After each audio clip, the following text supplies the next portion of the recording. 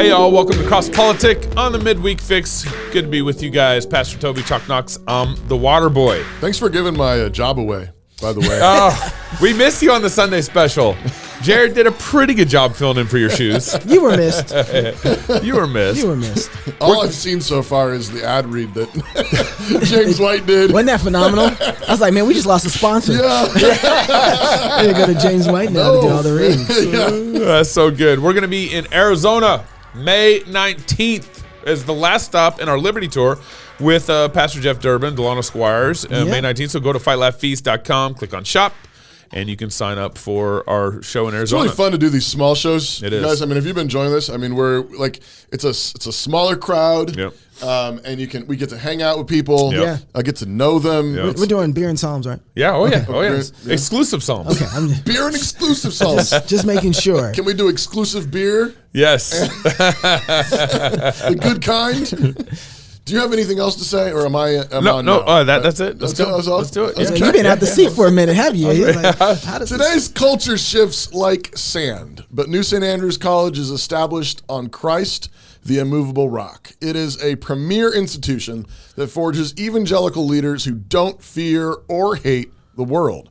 Guided by God's word, they take the world back because they're equipped with the genius of classical liberal arts and Yes. God-honoring wisdom, thanks to a faculty dedicated to academic rigor and to God's kingdom. Go to nsa.edu. That's nsa.edu to find out more about New St. Andrews College, where I graduated from. That's right. Yes. That's right. And I just want to say about NSA. Okay. So they started in 1994. Mm-hmm. And before things were, not as clear as they are now, starting a liberal arts school when everyone thinks that the university system's doing pretty well and not what do doing you need this a liberal woke arts stuff. education Yeah, for? no one needs that. What are you going to do? Fries with it, all that stuff. And then be building on this liberal arts culture for 30 years, going on 30 years. Yeah. Now things are clear. Yeah. Yeah. Now things are clear. One of the Your most- local university is crazy. One of the most important things they did was from jump said, we will take no government funding. It's amazing how that simple thing right there is so important. No to government funding education. and it's harder. Yep. It's harder. It is. But it's freer. And that's right. It's a real free education. I'm excited about the Hell Institute. I'm just going to tell you right now. Yeah, I know. I'm trying to negotiate classes Chef that we can take Schaefer. from that in the Hell Chef Institute. Schaefer. All right, so obviously there's something going on with Twitter. Okay, all right. You've been hearing some rumblings. You've been hearing some rumbles about Twitter. Elon Musk, his offer got accepted to buy Twitter, Which is weird. this past week. I was a little surprised. Yeah, and so Weird. I had been texting with Dave Bonson up to this, and originally he's like, it's not going to happen. He didn't think, but that was before Elon had actually secured funding. Because they initially were like, hey, we're doing this poison pill thing. When we talked about this last week, I think it was. Yep. They were like, if we're probably not gonna accept it, and if he starts selling his shares, they were gonna I don't remember how exactly. Dilute the shares. They dilute the basically. shares. They split the shares. Okay. And they dilute your shares big time. I mean, you're but in an effort basically to not force to nosedive the sell. so that it wouldn't go through. That's right. So, and then after the sale happened and went through, I texted David. I was like, okay, so what just happened? So here's what David Bonson texted me. This is very helpful, I thought. He said, once he secured the financing and then went for a tender, they were cornered. Okay, they were trapped. They were stuck with a fiduciary duty to do what is best for the shareholders, which is the board is required to do fiduciary, what's best for the shareholders. Before he had financing, they had no responsibility. They didn't even need to reply before he had financing. There's nothing But they there. still took the poison pill, though. And they were still talking about the poison pill. They were potential. To make the case that the offer undervalued the company was too risky. So they were, Elon Musk. They turned him down. Offered like 20% or 30% above current share price, even though shares actually rose when he bought in at first. But anyways, Elon Musk offered more than what was it valued at, and they couldn't even argue that, hey, your offer's not enough. So to make the case that it was undervalued was too risky, and I'll get that in a second. All the social media companies are getting hammered right now. Every quarter, their revenue's down. Okay, and Twitter, I think on Friday is fixing to announce their quarterly earnings. So it's coming out this week. Right. So and it looks like Twitter's It's not getting gonna matter. Yeah, Twitter will surely announce an awful quarter, and they know that. If he didn't get the financing and the binding and didn't force a tender, they had the leverage. Once he did, they only had one option. The only choice that they had was to find another buyer at a higher price. And nobody was going to buy. Nobody's going to do that. And you know why nobody's going to do that? Because it's not worth that. It's not that. Right, financially. The numbers don't work out, which is really amazing that so much would be done to protect a company that doesn't really make money. So, you know what I mean? So there's all sorts of agendas tied up in there. That's why. And so this is to me very telling, because I'm looking at this and I'm like, I don't think we're noticing what's happening to our society. We are moving from a representative republic to an oligarchy. Bezos, right? Facebook, into now an oligarchy / techocracy that's set up. And so what we're trying to do is to force the government to give sanctions on Twitter or Facebook or the social media platforms, which is a horrible move, by the way, because it's saying in one way or another that they need to function like the government. Right. So it's unofficially electing them. That's what basically happened with Elon Musk when he bought. There's two ways. So it's unofficially electing them to be somehow a part of the government. We don't want that. Yeah. No. We don't want that. Did he just buy a position in the government? But that's what just happened when he purchased. So that's what I mean by oligarchy. So that one of it is where we try to use the government to make this act like a form of the government, like it belongs to the government. The other side is when somebody who's super rich buys Twitter, and now he's running it, and he just basically bought himself a place inside of government, right?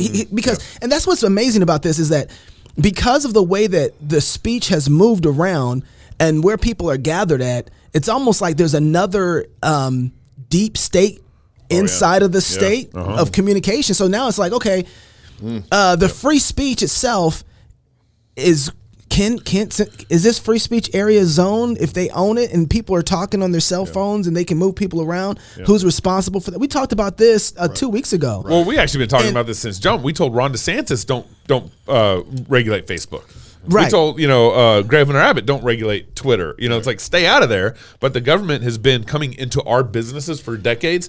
Now they're wanting to invite powerful companies like Twitter into their government. The weird thing to me is that the celebration of Elon Musk buying Twitter, to me, represents like a candidate who just got into office. That's how we're celebrating him. Yeah. Because we know that we are in a technocracy right now. So it's like, we have free speech has been. I even said people say free speech in America has just been saved. Wait, I thought that happened at a legal area. Right. Yeah. Wasn't that the Constitution? That doesn't happen at a constitutional.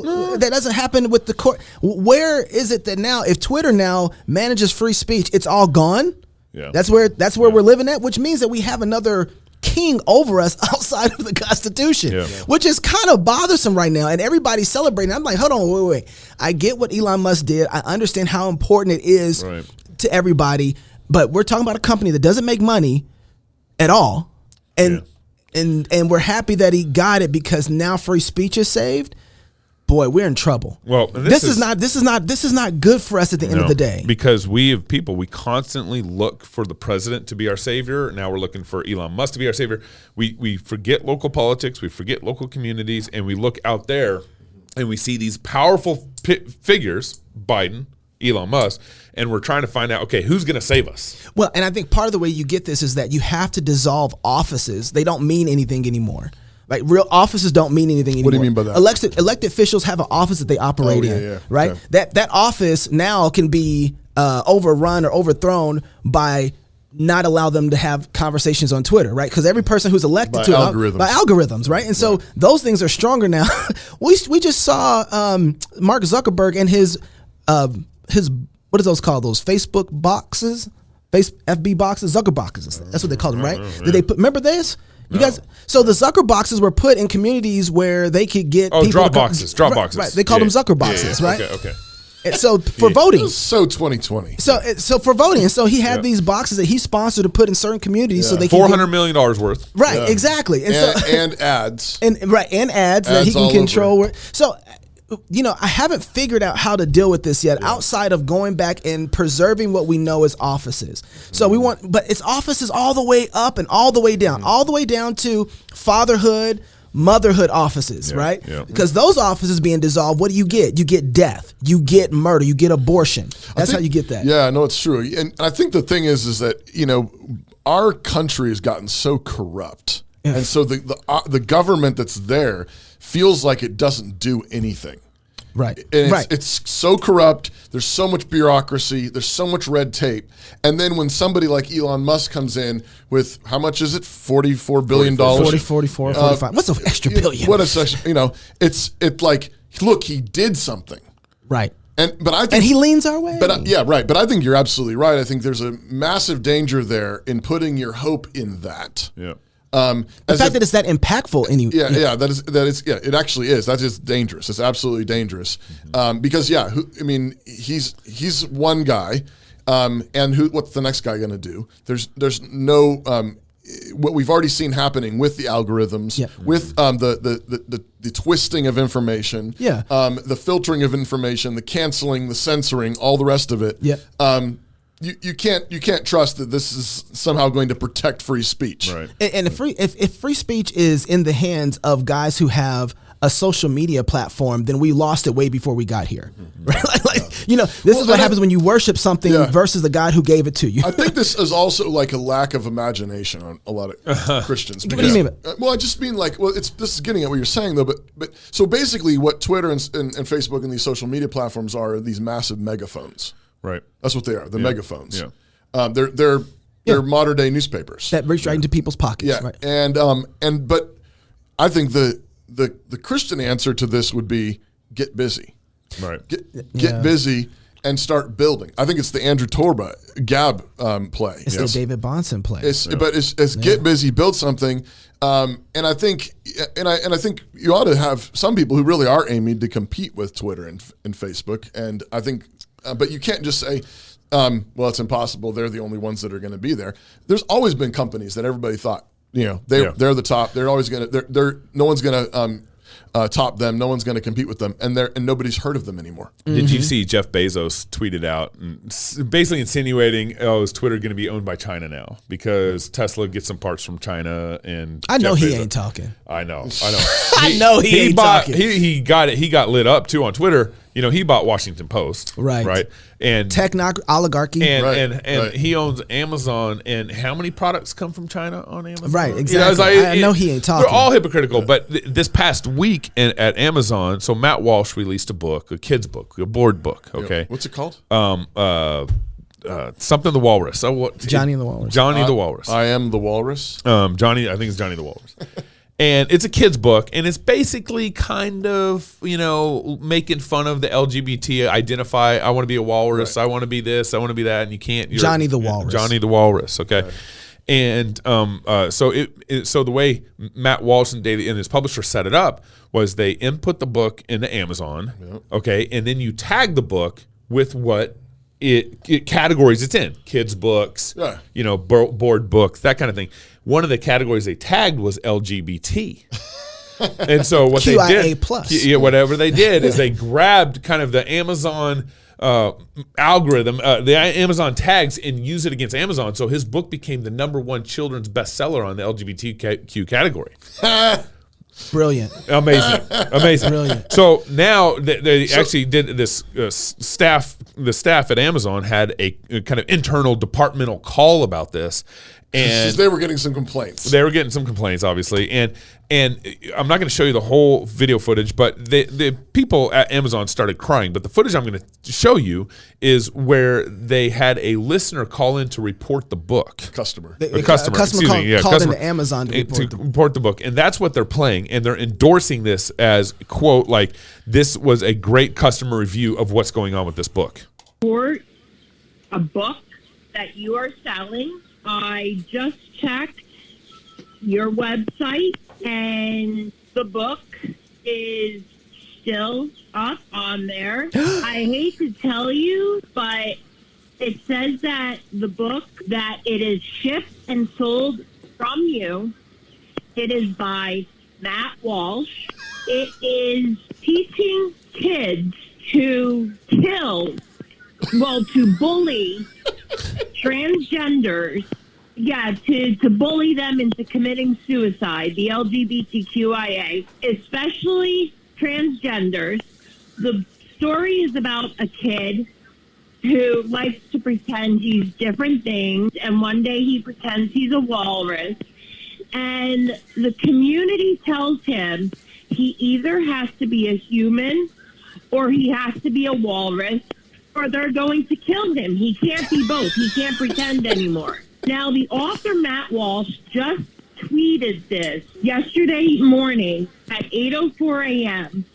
I now have the #1 anti-LGBT book in the country. Any further criticism of me or my book is homophobic. Checkmate. Because he's the #1 bestseller. A manual to how to teach kids to bully other kids to commit suicide. She said she was going to get the book stripped off of your site. So it's the second time calling. Now he is bragging that he has the #1 book. You are still going to continue to sell it. And now he's bragging and that he's glad it's going to make the LGBTQIA kids, especially transgenders, commit suicide. He's bragging about it on Twitter. You know what? Honestly, I'm really mad because I have a sibling who is member of the LGBTQ, so I'm really mad as well right now. I'm part of the LGBTQIA. So this is an internal call at Amazon. And first of all, the employees are just lying about his book. Was her name Karen? This lady, probably. This lady, the customer that they recorded the phone call of, she's lying about the book. Matt Walsh is tweeting out that he wants the LGBT community to commit suicide. Yeah, that's, yeah. Just straight up lying. He's trying to kill... I mean, bully. Well, I mean, there's no honesty here, and that's right. That's what I was going to say. It's these kind of like the employees in the call. They start crying later because they're triggered by those Matt Walsh's two down book. there started crying. He did. Yeah. She actually kept herself together. Oh, yeah, he started. Yes, because she's probably got balls and he don't. Yeah, no, he started tearing up. And so, but these kind of employees. This is what's scary to me about all this is what they're doing. They're willing to lie about a product that is being sold on their platform, making them money, and they want to lie about it. And these kind of employers are what is going to take down Amazon. This is the George Gilder thing. Like your social structure and your business model is going to, like Google, it's going to internally take itself down. And these kind of employees are what's going to be the downfall of Amazon. So they really are. You're riffing off of Life After Google. That's right. I don't know if you know you're doing that. Yeah. He's like, of course I do. I do. Yes. That's hilarious. That's funny. But no, in Life After Google, George Gilder makes the point that Google is basically built on a Darwinian presupposition. Socialism. Yeah. And that the strongest survive. But I think he doesn't point this out, but my friend Gabe Wrench did point this out, that the end of that road, though, is this kind of insanity. Yeah, right. Because if we all evolve from amoeba, if we're just advanced pond scum, right. Yeah. Okay, then it's just survival of the fittest, might makes right, and manipulation is totally fine. Yep. It's not about reason. It's not about truth. It's not about argumentation and rationality. Yeah. It's about crying and demanding things and fussing and complaining and screaming and throwing tantrums. And it's about power. Until you get what you want. It's about manipulation and power, because that's the Darwinian worldview. Yeah. There's one kind of way of doing that, which is sort of full bore, sort of this massive technological bureaucracy. Yeah. But there's other ways to play that game, and I think what happens is most people can't actually keep that game going, and it always has to everybody's got to do a sucker punch. Yeah. Everyone ultimately, not everybody can be, sort of commando. Not everybody can be Jeff Bezos. Not everybody can be the one who's in front leading like a hard, strong man. And so everybody else has to figure out some other game to play, some other way of manipulating, and that's why you end up with this victim culture that's trying to manipulate people. Yeah. And I think you're right, though. The whole thing is you can't. This is God's world. Yep. Yeah. Darwin is a liar. Yeah. We didn't evolve. We're made in God's image. The truth matters. Beauty matters. Goodness matters. Male and female matters. Male and female matters. Marriage matters, right? All these things are actually true. You're actually in God's world. And so this is going to destroy Amazon. Yeah. If you have employees acting like this, Google's done, Amazon's done. If Elon Musk doesn't get Twitter reformed, it's done. If he doesn't get reformed, Reformation Revival and Elon. But here's the thing. Again, I'm back to this means that there's a play for Christians. That's right. If you have these massive corporations full of people like that, Yeah. who can barely string a sentence together, who are crying, fussing, screaming because they want little boys to be walruses. to have their penises cut off. Yeah. And little girls to be pumped full of hormones to destroy their lives, and they want babies murdered in their mother's wombs. Yeah. Like that kind of madness, you can't build anything off that. That's right. That's right. It's full of lies. It's full of manipulation. It's full of slander. It's full of slime. Yeah. Resentment, bitterness. And nobody wants to work in that. That's a toxic environment. No, imagine like a manager saying, "Hey guys, we're still going to sell this book." Yeah.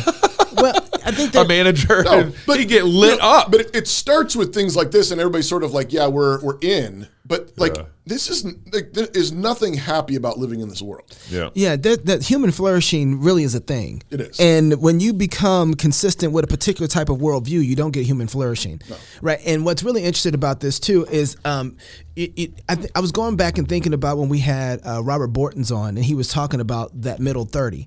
Right, so this is amen in you, Pastor Toby. You have 40% conservative. You have another 30% that are liberal, progressive people who we just saw talking, who are actually moving a lot of folks right now. Yeah. But then you got this middle 30 who just really don't care and just kind of want to live. Yeah. Right, and so but they're not going to be let alone. They're not going to be let alone, and the people who are screaming the loudest are going to get that 30%, or the people who are living in such a way, like Titus tells us to live, that shows what beautiful human flourishing looks like, that's going to win the day. So the opportunity for the Christians above all is to say, man, you know what? That's stupid. But then I think there's opportunity here for families. Yes. Like when you have a home, it's a happy place to be. Your kids love being there. Your marriage is a happy marriage. They know that mom and dad are into each other. That's right. You're building a little business, a little productive household. That's right. That is a powerhouse. You're making people. And then you start businesses and you hire other people that believe that that gravity exists and that and the sky is blue and grass is green and telling the truth is right. Because those things are observable. People can see that. And male and female matter. And it's like you can actually build companies off that. That's right. And because there's truth, you can have a good sense of humor because the world's a funny place. Yeah. And God is in heaven and we're silly. Yeah. And we make mistakes. But notice one thing that's really this lady was trying to do. She's trying to operate under a traditional sense of morality that comes from the Christian God. Yeah, right. She thinks that it's wrong to bully, and she thinks that it's also wrong to kill. Right. And but she's not observing. She's jumping in our Christian evangelical car. Oh yeah. And she's driving that joker straight into a tree. Yeah. Right. Because what she's not observing is it is also wrong to mar Imago Dei. Right. Yeah. Right. Which is exactly what she's doing. What with Johnny transgender doctors the are Walrus. doing. Right. LGBTQ is marring the Imago Dei and saying something about God that they shouldn't be saying. Yeah. So you can't let these kind of people get away. Like, hold on a second. Are you telling me that bullying is wrong? And you tell me that. Where'd you get that? Why is it wrong? Right. And why should we care? Millions of creatures bully lots of other millions of creatures so that we could get here? So they need our worldview to even operate to say that what he's doing is wrong. We can't not forget that. We cannot forget that at all. So put this all together. I've been thinking about this. You have this Amazon massive employee problem there. They can't speak into that. They can't speak any truth into that. That's going to eat Amazon itself. You got Elon Musk spending $44 billion on Twitter. Right. You have we reported on the Daily News Brief, but you have CNN Plus spending $300 million on a failed launch. Yeah. That's generous, yeah. But what's crazy is they have $700 million still slated for the reboot. Okay? Yeah. But I started thinking and trying to put this all together. It's amazing to me how much the liberals believe in building platform. Twitter, Amazon's even a platform. It's a platform government education system. Government education system. CNN spent $300 million on a failed launch, and they didn't even bat an eye. No, they got a lot of heat from the public about it, but they aren't tripping. That goes away. Yeah, that goes away, and so pagans see the importance of platform and what that means for discipleship and changing culture. Yeah, and And the best we could do is a Christian might fund a $3 million Kirk Cameron movie. That's the best we can do. Don't take Kirk Cameron's name in vain. I like Kirk. But that's friend. But that's the best we can do as Christians. And we're I would have loved for a Christian venture capital group to have bought Twitter. Sure. Put down the $44 million. Okay. You know? Well, yeah, I think Put down buy the $300 million failed launch from CNN Plus. You know, Gabe, this is funny because I think that you have to have going back to what Ben Merkel says, you might not be post millennial or Paedo Baptist, but the left liberals is. are. The liberals are. Yep. The people who spend $300 million into a failed launch are the ones who have a eschatology for the future. Yep. They have a future Which and again a is worldview. so insane because they don't believe in that. What, the future? Yeah.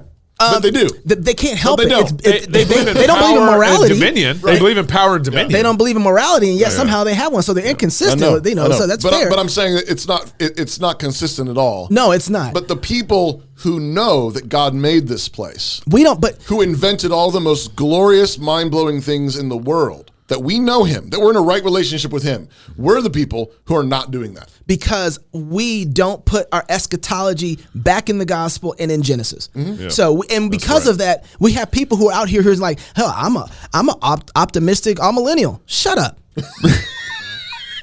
Shut up.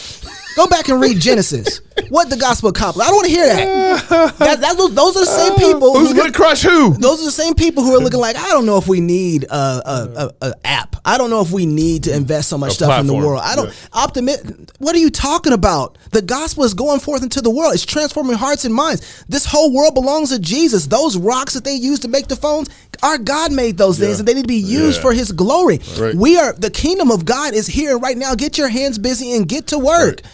You don't get out of it. I love what David Bonson said. Look, we either work or we suffer. Mm-hmm. There is no time for some other eschatology that doesn't build the kingdom of God. Yeah. Right. Period. Right. So stop being on the fence because you're the problem. Yeah. It's not the liberals. It's true. It's us. We have a broken worldview of what God and the gospel have done in this world, and we're sitting on the fence saying, "Well, we'll see." What are you talking about? And that's the thing. Again, it's like if Christians actually just decided, look, we're going to build stuff. We're going to build stuff. We're going to work hard until we die, until Christ comes. We're going to lay it all out, and we probably won't see the fruit of it. Maybe my great grandkids will. 20 generations from now, maybe they will. But I'm just going to believe that since Jesus rose from the dead, that's right. He's making all things new, and so I'm just going to lay it out. If Christians actually did that, the kind of things that they could build. I think incredible. Really, actually, relatively quickly. We wouldn't be saved by oligarchs and technocrats. Gods. No. Techno gods. No. Technocracy gods? Yeah, I don't know. But we postpartum gods. Whoa. That was a show on Sunday special. Inside joke. But this is the I think this is the thing, is like we don't believe God.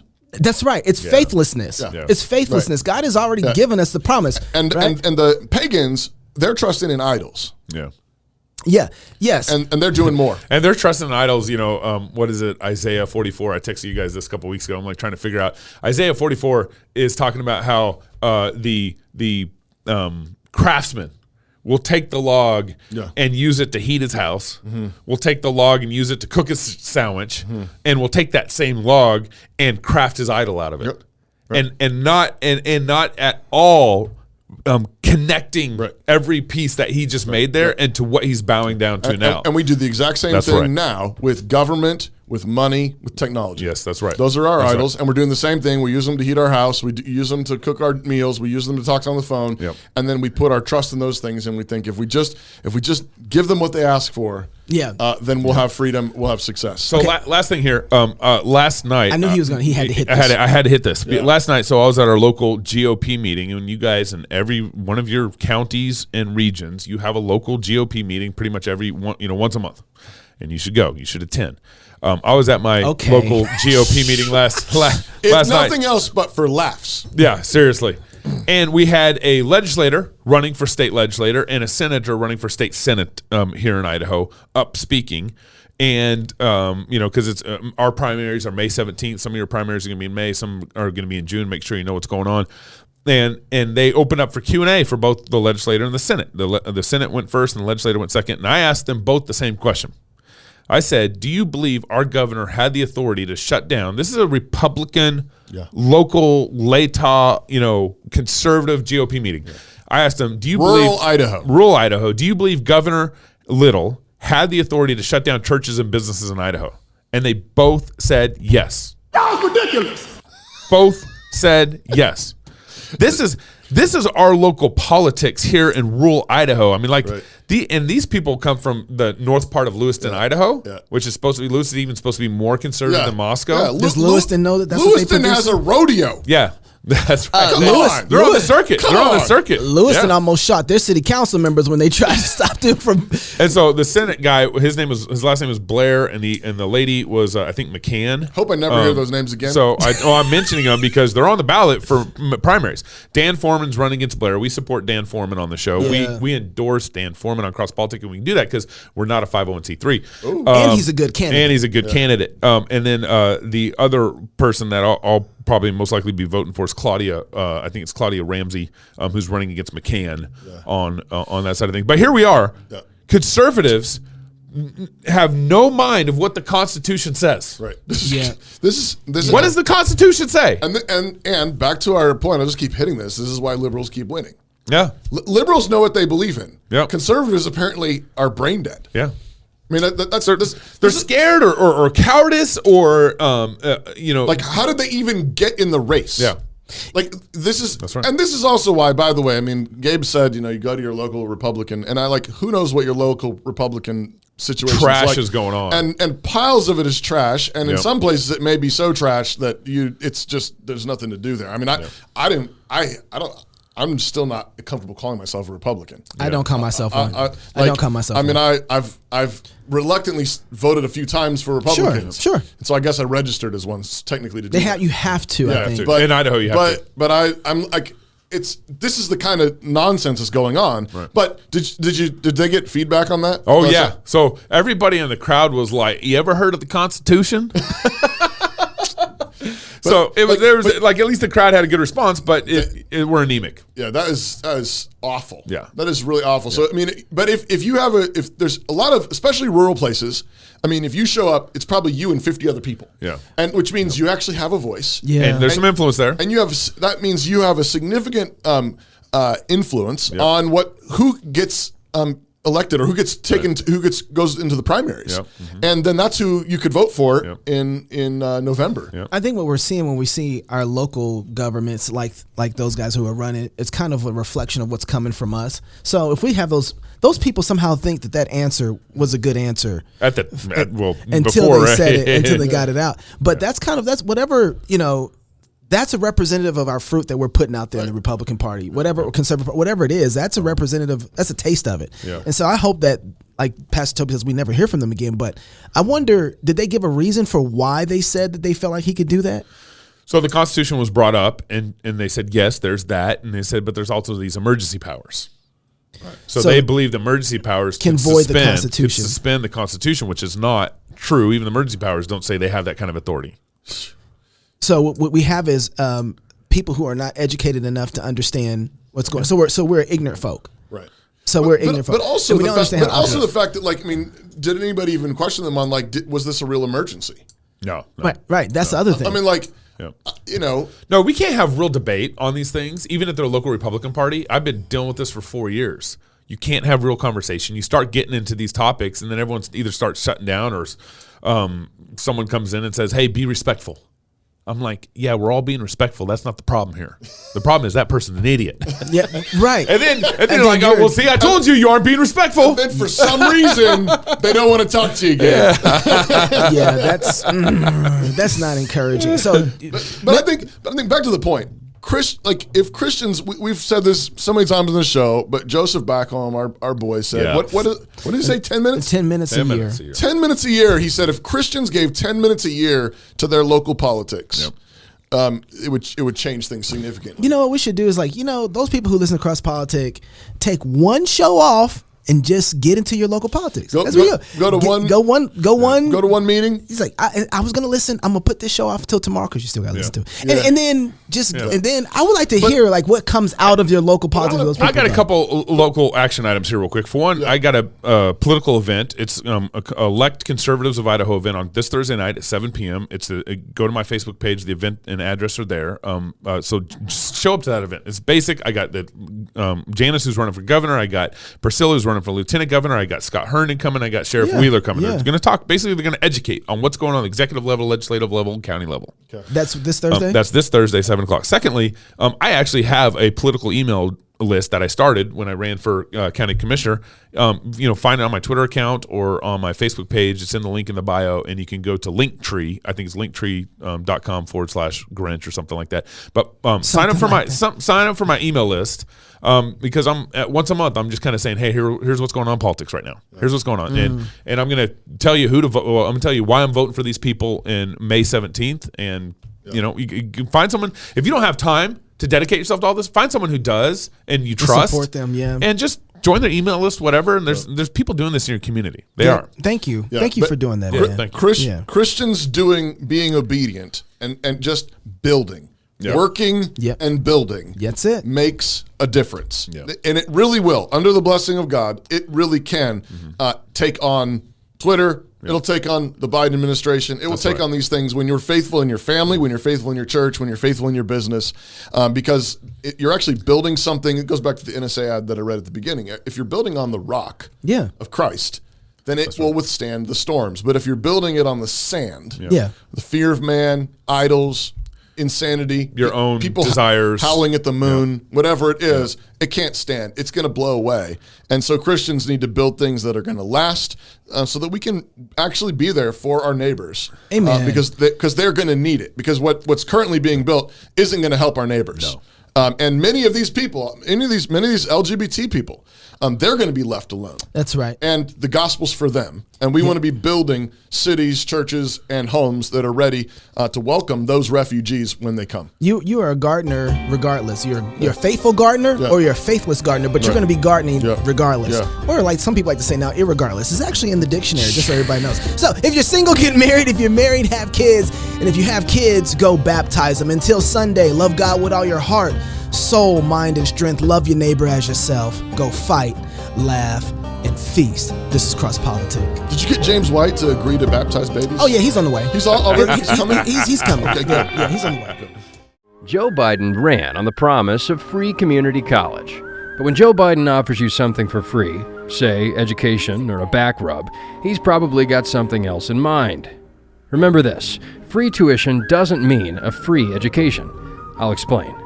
When they say free education, what they mean is you get the goodies, someone else gets the bill. They definitely don't mean intellectual freedom, spiritual freedom, or medical freedom. Their so-called free education is designed to teach you how to follow orders, namely theirs. Free enslavement. Yippee. At New St. Andrews College, we seek to graduate leaders, free men and women who shape culture living faithfully under the lordship of Jesus Christ. We seek to equip our students with biblical wisdom, integrative knowledge, creative insight, and humility to lead our culture faithfully as the servants of all. So we believe in free education too, just not the Joe Biden kind. Click the link to apply to New St. Andrews College today.